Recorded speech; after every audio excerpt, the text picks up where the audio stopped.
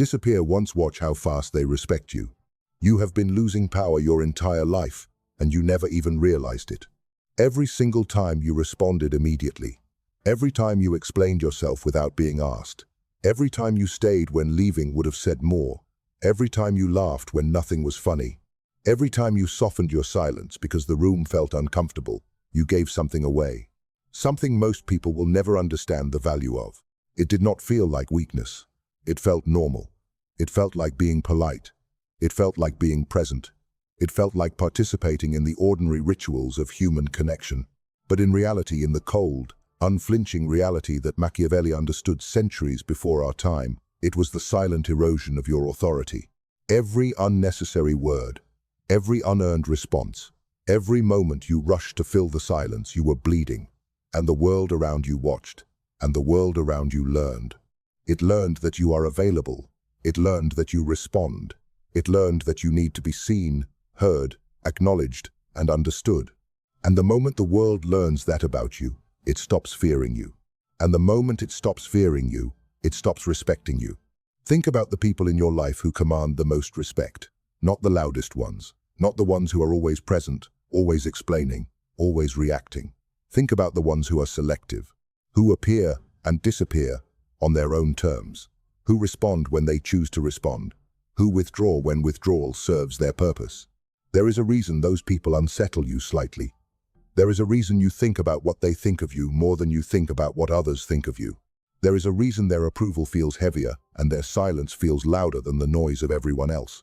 They have mastered something ancient, something primal, something that Niccolo Machiavelli catalogued in the courts of princes and the collapse of empires. They have mastered the power of disappearance. Not physical disappearance, not isolation, not the retreat of someone who has given up. Strategic withdrawal, controlled absence, the deliberate reduction of availability to someone or something that has not earned your presence. You have never been taught this. You were taught the opposite. You were taught to be consistent, to be reliable, to be there, to respond, to engage, to make people feel comfortable with you so they would accept you. And that teaching, however well-intentioned, cost you everything it promised to give you. Because comfort and respect are not the same thing. Because availability and value are not the same thing. Because presence and power are not the same thing. Most people will live their entire lives never discovering this truth. They will remain endlessly available, endlessly reactive, endlessly transparent. And they will wonder, in quiet moments they would never admit to, why people seem to take them for granted, why their words carry less weight than they deserve, why the ones who seem to try less seem to earn more. Tonight, you will understand why. Tonight, the wound you never saw bleeding will finally be visible. And tonight, it will begin to close. The power was always yours. You simply forgot to protect it. There is something you possess that is more valuable than money, more powerful than status, and more dangerous than any weapon ever forged. It is your attention, your presence, your response, your emotional investment, your willingness to be engaged. And most people give it away freely, without negotiation, without conditions, without even pausing to consider its worth. They spend it on people who have not earned it. They waste it on moments that do not deserve it. They surrender it moment by moment, response by response, reaction by reaction, without realizing they are surrendering their position, their authority, their perceived worth in the social hierarchy of every room they enter. Consider what attention actually is. When you give someone your attention, you are giving them something irreplaceable. You cannot manufacture more of it. You cannot recover it once it has been spent. You cannot ask for it back once it has been given. Every minute you spend reacting to someone who provokes you, you have given that person something priceless and received nothing in return. Every explanation you offer when no explanation was requested, you have handed your interrogator a tool they did not even know they needed, the tool of understanding exactly how to reach you, exactly how to move you, exactly how to control you. Every time you respond immediately to someone who has not demonstrated they deserve immediacy, you have communicated something devastating about how you see yourself relative to them. You have told them, you matter to me right now, in this moment, more than whatever I was doing. And in that single act, however small it seems, the architecture of power between you has shifted. Because power is not built in dramatic moments. It is not built in confrontations. It is not built in declarations. Power is built in patterns. In the 10,000 small decisions no one notices until the pattern becomes undeniable. The man who always responds within seconds. The woman who always explains. The person who always reacts. The individual who is always emotionally present and always emotionally legible. These are not signs of strength. They are signals, broadcast constantly, unconsciously, generously, that say, I am available, I am reactive, I can be reached, I can be moved, I can be controlled. And the world, which does not always consciously process these signals but always instinctively receives them, adjusts its behavior accordingly. It pushes harder because it knows you will push back. It tests more frequently because it knows you will react. It respects you less because your attention has taught it that your attention costs nothing. A thing that costs nothing is worth nothing. A person whose attention is always available becomes a person whose absence is never felt. And a person whose absence is never felt is a person who holds no power. Attention is currency. Spend it like a man who knows its worth. Withhold it like a man who understands its power. The transformation begins not in what you do, it begins in what you stop doing. It begins the moment you recognize that every unearned response is a withdrawal from an account you can never fully refill. The most powerful people in history understood this. They did not communicate constantly. They communicated rarely. And when they communicated, the world stopped to listen. Because scarcity creates value. Because rarity creates gravity. Because the thing that is difficult to access becomes the thing that is most desired. You are not rare yet, but you will be. More than 500 years ago, in the city-states of Renaissance Italy, a man named Niccolo Machiavelli sat in political exile and wrote the most dangerous document in the history of power. He did not write it for the masses, he wrote it for rulers, for princes, for the men who would inherit or seize control of nations and needed to understand not how people should behave, but how people actually behave. Machiavelli watched rulers rise. He watched rulers fall. He watched brilliant men lose everything and mediocre men hold empires. And he catalogued the difference between them with the cold, unflinching precision of a surgeon. He discovered a truth that separated those who held power from those who lost it. A truth that has not changed in 500 years and will not change in 500 more because it is not a product of culture or politics or technology. It is a product of human nature. The most powerful individuals were not the loudest. They were not the most emotional. They were the most controlled. Machiavelli observed that the prince who made himself too accessible, who appeared too frequently, who spoke too readily, who reacted too openly, became a prince whose subjects stopped fearing him. And a prince whom no one fears is a prince who will not rule for long. He wrote that men naturally disrespect what is familiar. They naturally take for granted what is constant. They naturally assign less value to what requires no effort to obtain. This is not cynicism. This is observation. And it has proven itself true across 5 centuries of human civilization. The ruler who held court from behind closed doors and appeared only on his own terms was the ruler whose subjects spoke about him in hushed voices. His very entrance into a room shifted the atmosphere. His silence commanded more attention than another man's speech. Because he had mastered something that most men never master, the architecture of mystery. Mystery is not deception. Machiavelli was not counseling dishonesty. He was counseling restraint. He was counseling the strategic management of availability. The mysterious man is not the man who lies. He is the man who does not explain, who does not justify, who does not react to every provocation with the visible evidence of having been provoked, who does not flood every room with the full content of his inner world. He is the man who lets the silence speak. And silence, Machiavelli understood, speaks in a language that rational argument cannot match. It speaks directly to the instincts. It speaks to the primal part of the human brain that calculates threat, status, and dominance without conscious awareness. A man who is always present teaches those around him that his presence is ordinary. A man who disappears teaches them that his presence is a privilege. Machiavelli watched this principle operate in the courts of the Medici, in the strategies of Cesare Borgia, in the long and calculated reign of rulers who understood that power is not just seized, it is continuously maintained through the management of perception. Borgia, who Machiavelli admired above all others for his capacity to command, understood that his appearances had to feel like events, that his words had to feel like proclamations, that his withdrawals had to feel like decisions because they were. Every departure was calculated, every silence was chosen, every moment of availability was strategic. And the world around him felt this, even when it could not name it. The world felt that to be in his presence was to be near something that could not be fully known, could not be fully predicted, could not be fully controlled. And that feeling, that primal, instinctive recognition of an unknowable force, is the foundation of respect. Not comfort, not familiarity, not warmth. Mystery, control, restraint. The prince who cannot be read cannot be defeated. The man who cannot be predicted cannot be manipulated. The person who cannot be reached cannot be controlled. Machiavelli is not a relic of a brutal age. He is a mirror held up to human nature, and human nature does not change. It did not change in his time, and it has not changed in yours. The principles he documented operate in your office, in your relationships, in your social circles, in every human dynamic you navigate every single day. And the most important of those principles is this: disappearance is power, not permanent absence, not emotional withdrawal that damages relationship, not coldness or cruelty. Strategic, temporary, intentional, controlled disappearance. The disappearance that says, I am not always here. And because I am not always here, when I am here, it matters. Power does not come from making yourself indispensable through constant availability. Power comes from making yourself irreplaceable through selective presence. This is where most people fail. They believe strength is found in action, in response, in the perpetual demonstration of engagement and energy and enthusiasm.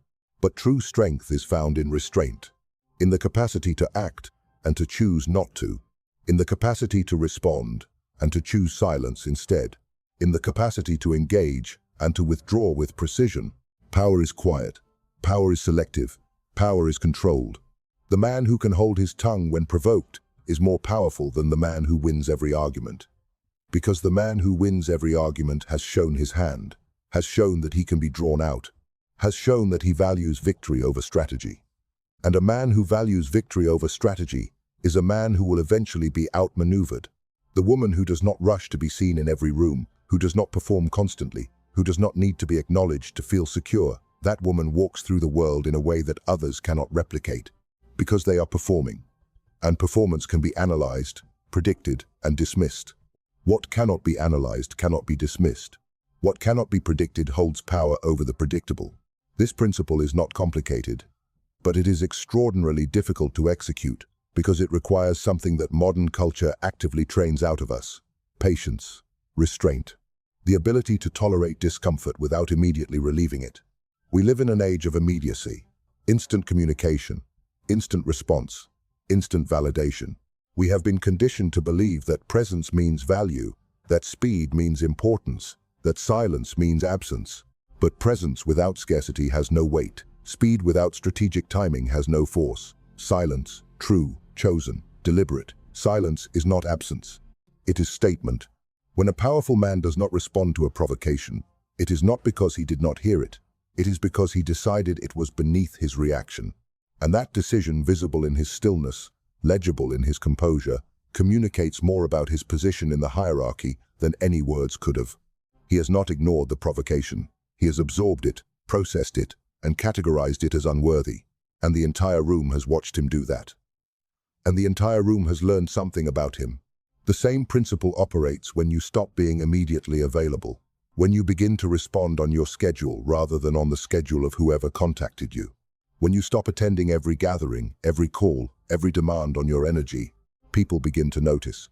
And what they notice first is your absence. What they feel is a subtle unease. What they begin to ask consciously or not is, why are they not here? Why have they not responded? What are they doing that is more important than this? And in the asking of those questions, the architecture of your relationship with them begins to shift. Because you are no longer predictable. You are no longer something they can take for granted. You have introduced into the equation something that was not there before: uncertainty. And uncertainty, carefully, strategically managed, is one of the most powerful tools available to a person who understands power. Certainty creates comfort. Comfort creates contempt. Uncertainty creates attention. Attention creates respect. The person who is always available becomes wallpaper. Functional, present, noticed only by its absence.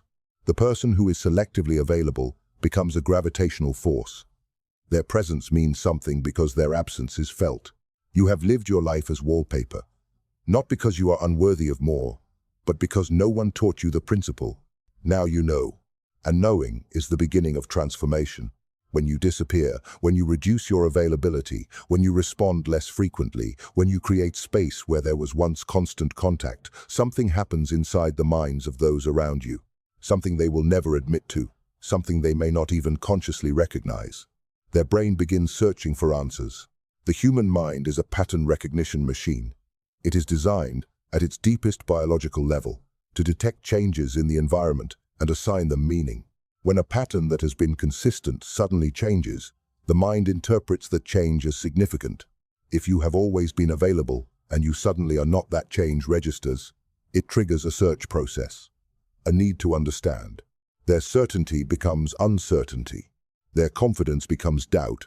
The person who was once entirely sure of your availability and your engagement is no longer sure. And that loss of certainty, however small, however unconscious, creates a shift in how they relate to you. They begin to think about you more. Not because they have decided to think about you more. Because the question of why you are no longer consistently available has entered their mind and refuses to leave. This is not manipulation. This is psychology. This is the predictable, documented, consistent behavior of a human nervous system confronted with an unexpected change in a familiar pattern. It is the same reason that a person who never called you first suddenly becomes more interesting the moment they stop calling entirely. It is the same reason that access to something shapes how we value it. It is the same reason that the distant achieves a gravity that the constant never could. When you create strategic absence, you do several things simultaneously. First, you signal that you have a life beyond the relationship or interaction, that you have interests, priorities, and demands on your time that do not include constant availability to whoever is seeking you. This signal is interpreted instinctively, immediately, as a sign of value, of importance, of status. Second, you shift the dynamic of pursuit. In any human relationship, power gravitates toward the person who is being pursued, rather than the person who is pursuing. By reducing your availability, you introduce the conditions under which others begin to pursue you, to seek your attention, to want your presence. Third, you create what psychologists call a variable reinforcement schedule, the same mechanism that makes certain behaviors addictive. When your availability is constant, people adapt to it and stop noticing it. When your availability becomes unpredictable, present sometimes, absent other times, each instance of your presence carries the weight of uncertainty and becomes disproportionately significant. They think about you when you are gone. They are more engaged when you are present. They value your words more because your words are no longer guaranteed. And the obsession, quiet, unconscious, undeniable, begins to build. Not every person will respond this way. Some people, particularly those who are themselves operating from a secure, powerful position, will recognize what you are doing. They will respect it. They will adjust.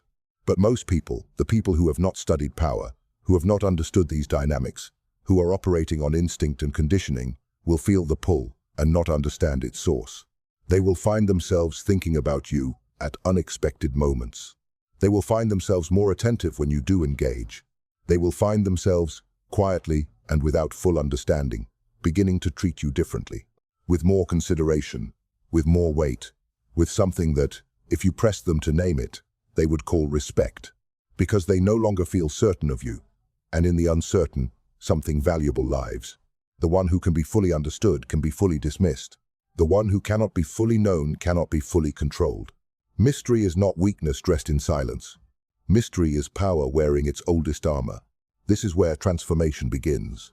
Not in philosophy, not in theory, not in the understanding alone.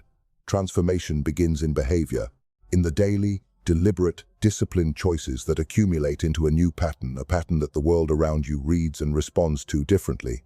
You stop performing availability. You start exercising selectivity. You stop justifying your absence. You start owning it.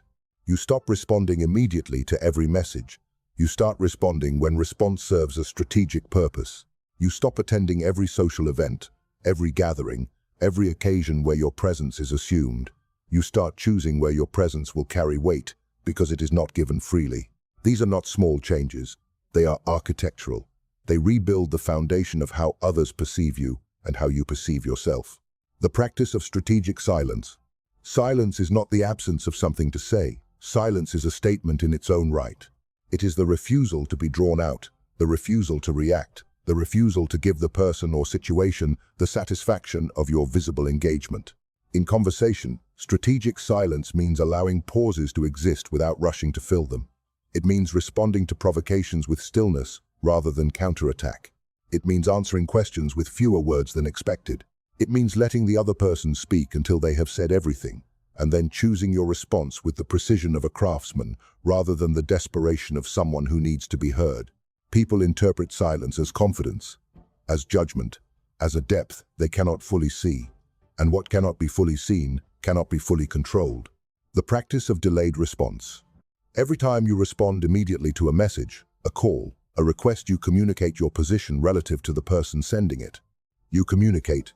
This person's contact registers as an event significant enough to interrupt whatever I was doing. This is a choice, and like all choices, it carries consequences. Begin to introduce delay as a practice, not as punishment, not as a game, as a genuine exercise in controlling the pace of your engagement. Respond when you are ready, when response serves your intention. When the time you choose to respond communicates a signal you want to send. The person who controls the pace of communication holds a structural advantage in every dynamic. The practice of strategic withdrawal. This is the core practice, the one that Machiavelli most directly observed in the rulers who held power and the ones who lost it. Strategic withdrawal means deliberately reducing your presence in conversations, in social circles, in relationships for a defined period, for a defined purpose, not permanently, not as abandonment, as management. You disappear from a social group for 2 weeks. When you return, your presence registers differently. You pull back from daily communication with someone who has begun to take your responses for granted. When you re-engage, your engagement carries weight. You stop volunteering your opinion in every meeting, every discussion, every debate. When you do speak, the room quiets, because your speech has become something they know carries deliberate weight. The practice of emotional restraint. In any interaction where your emotions are visible, you have handed the other person a roadmap to your interior. You have shown them what moves you, what threatens you, what pleases you, what angers you. A roadmap can be used to navigate toward you. It can also be used to manipulate you. The practice of emotional restraint does not mean the suppression of feeling. It means the mastery of expression.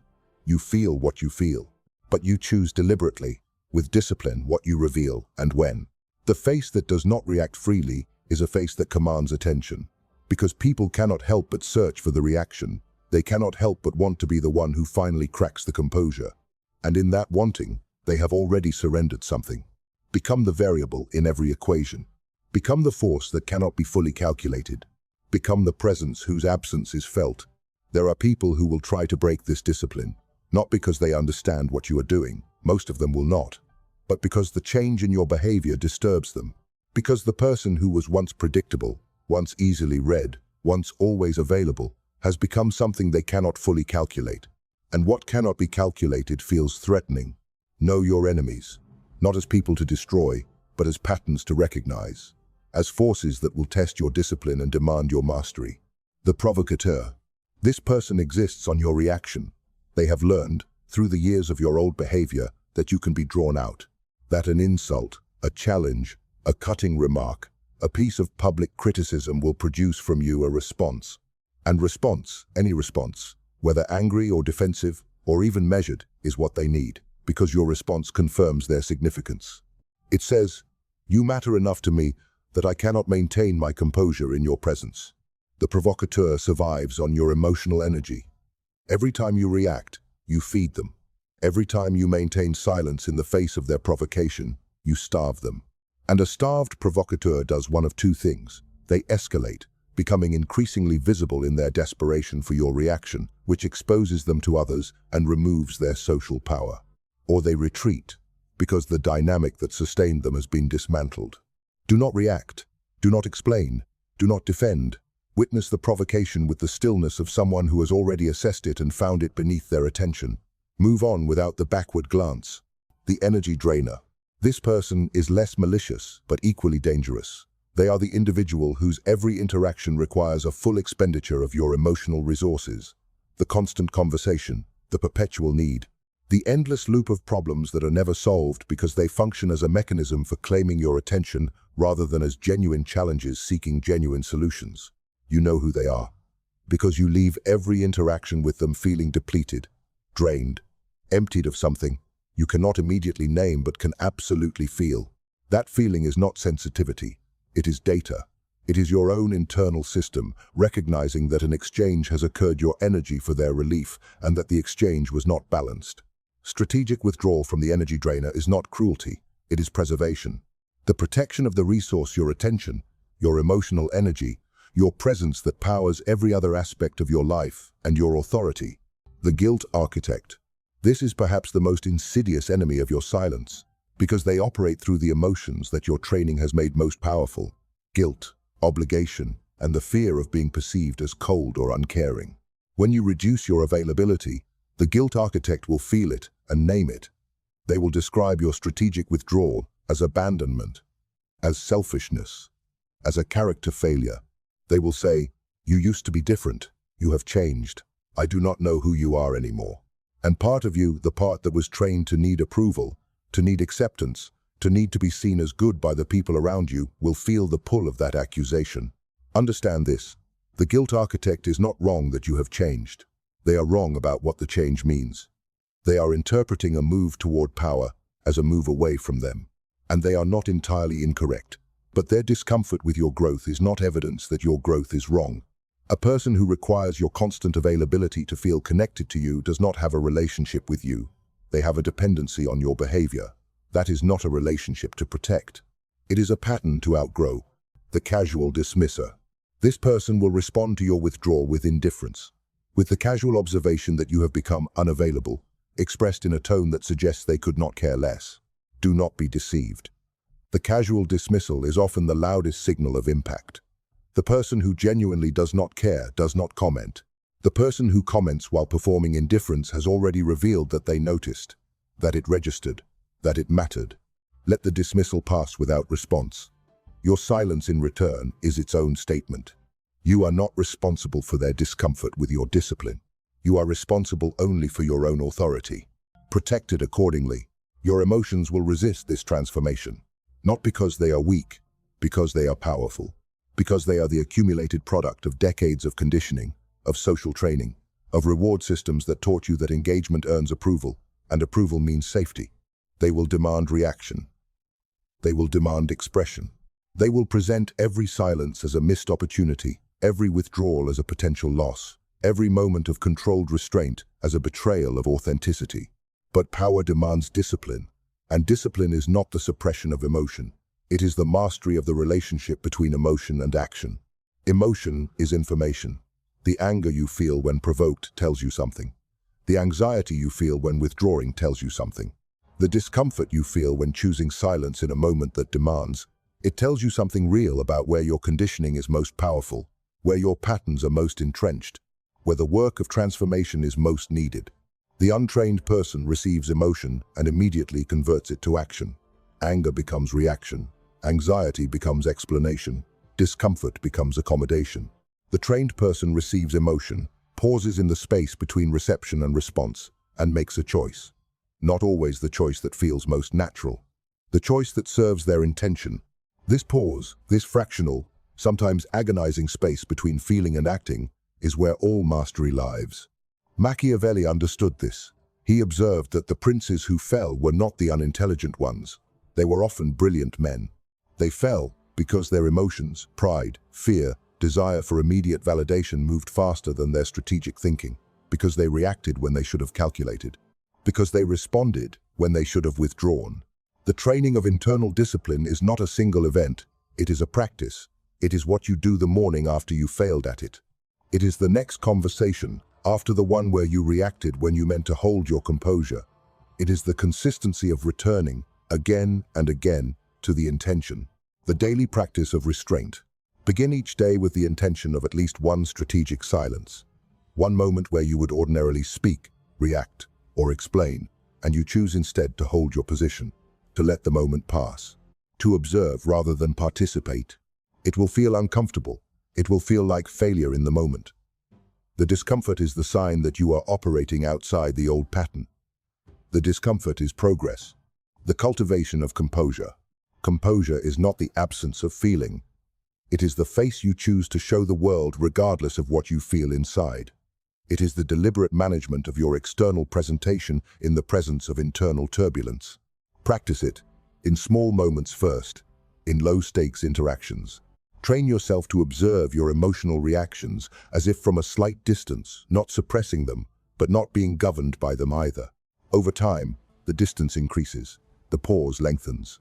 The choice becomes more natural, more automatic, more seamlessly integrated into how you operate. And the world around you begins to respond to the version of you that is visible.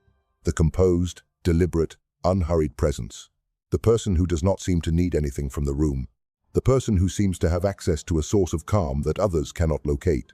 That presence is not performance. It is the external result of internal discipline, and it accumulates. Every day of practice adds a layer. Every successful restraint deepens the pattern. Every chosen silence builds the architecture of a person who cannot be easily moved. Master yourself first. The mastery of everything else follows. This is not philosophy. This is the foundational law of power. You are no longer the person you once were. The transformation that begins with a single strategic silence, a single delayed response, a single withdrawal from a dynamic that did not serve you, that transformation compounds. It accumulates. It builds upon itself until the person looking back at you from the mirror is someone recognizably different from the person who began this process. You see differently now. Where you once saw only the surface of social interactions, the words spoken, the expressions worn, the gestures made, you now see the architecture beneath. You see who is seeking approval and who is granting it. You see who is performing and who is operating. You see the invisible transactions of attention and energy that move between people in every room, in every conversation, in every moment of human contact. You cannot unsee this. And the person who sees it cannot be operated upon by it in the same way. You think differently now. The immediate emotional response no longer drives your decisions. There is now, always, a beat of space between what you feel and what you do. In that space, you have choices you did not previously know existed. The choice to respond or to remain silent. The choice to advance or to withdraw. The choice to engage or to let the moment pass. That space, that pause, is your power. It is the territory of your autonomy, the place where your will is exercised and your authority is built. You operate differently now. You no longer seek validation from every room you enter. You no longer measure your worth by the immediate reactions of the people around you. You no longer need to explain yourself to people who have not earned the explanation. Your presence is a choice, yours. Your engagement is a privilege given or withheld by your assessment. Your words are deliberate, chosen for their precision and their timing, rather than their abundance. You have become someone who cannot be controlled, not because you are hostile or cold or unreachable, but because you have internalized the principle that your attention, your presence, your engagement, your emotional energy, these belong to you. They are your resources to deploy as you determine, for purposes that you choose, in moments that you select. No one can claim them without your consent. No one can move you without your permission. No one can reach the center of your authority, because you have built a perimeter around it, not of hostility, but of discipline. And the people around you feel this. They feel it even when they cannot name it. They sense that something has shifted, that the person before them is not as accessible as they once were, not as easy to read, not as predictable, not as available. And from that sensing, something rises in them, something they might call respect, though the word is too simple for what it is. It is a recognition, a registration of difference, a recalibration of how they categorize you, how they speak to you, how they think of you when you are not present.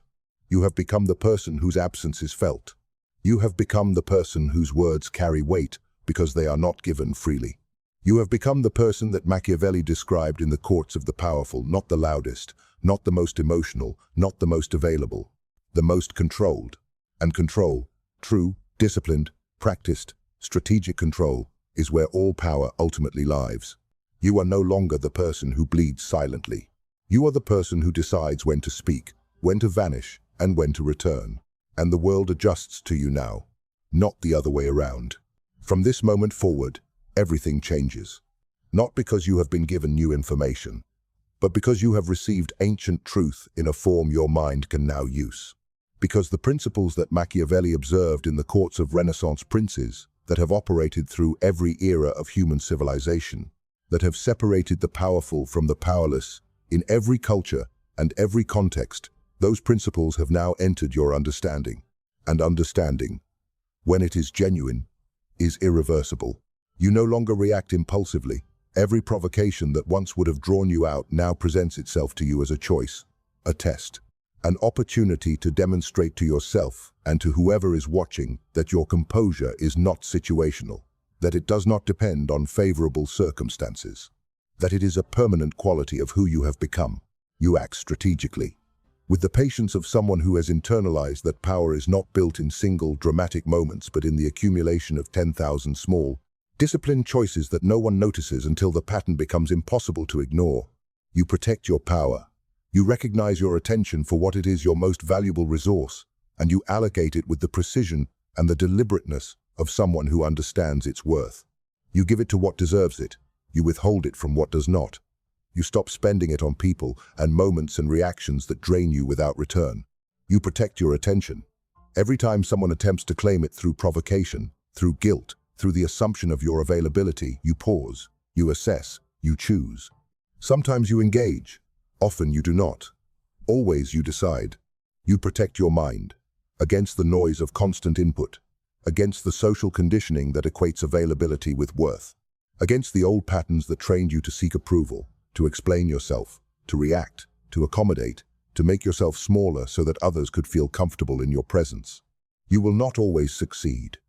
There will be moments when the old pattern reasserts itself, when the emotion moves faster than the pause, when the provocation hits the nerve it was aimed at, when the guilt architect's words land with more weight than your discipline can absorb in that instant.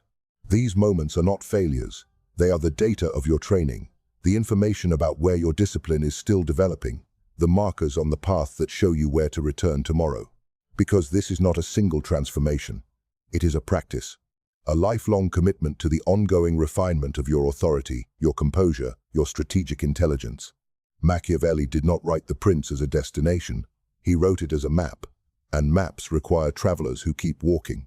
You are now walking, and every step, every strategic silence, every delayed response, every deliberate withdrawal, every moment of composure, held in the face of every temptation to react, is a step into the person you were always meant to be. The person who understands that the most powerful thing you can do is disappear, and watch with the calm certainty of someone who knows exactly what they are doing how fast the world recalibrates, how fast the people who took you for granted begin to notice, how fast the ones who underestimated you begin to reassess, how fast the room changes when you enter, because they have learned through your absence that your presence is not guaranteed, that it is a privilege. Disappear once. Watch what happens next. You are no longer reactive. You are deliberate. You are no longer available to everyone. You are selective. You are no longer defined by their perception of you. You define yourself. From this moment forward, you are in control. If you understand this, comment, "I am in control." Subscribe for more lessons in power, psychology, and mastery.